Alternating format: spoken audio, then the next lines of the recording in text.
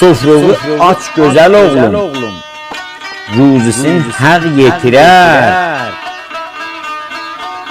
Düz çörək bitməz oğul, daimi dildə deylər.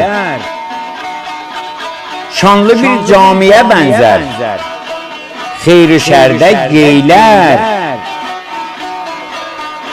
Kişinin başını ucaldar, adı eldə deylər. Nankörün geçsə düzü, göz batar rəngi sökülər. Nankörün geçsə düzü, göz batar rəngi sökülər. Başına sanki səmadən daş yağa, kül tökülər.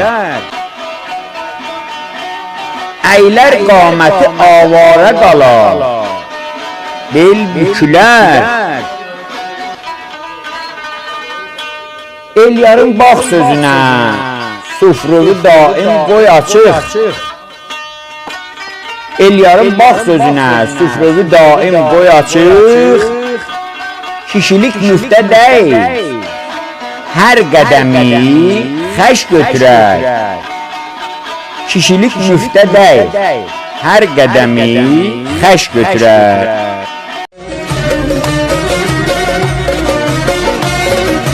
Mən gedirəm ziyarətə, ziyarətə ay xanım. Necə dözərəm bu həsrətə, yarım. Kaş yetişəm bu arzuya, bu niyyətə ay xanım. Kaş yetəsən bu arzuya, bu niyyətə ay yarım.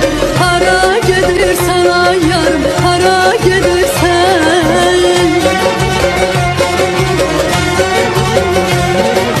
Məni tək qoyma yarım, hara gedirsən. Haca gedirəm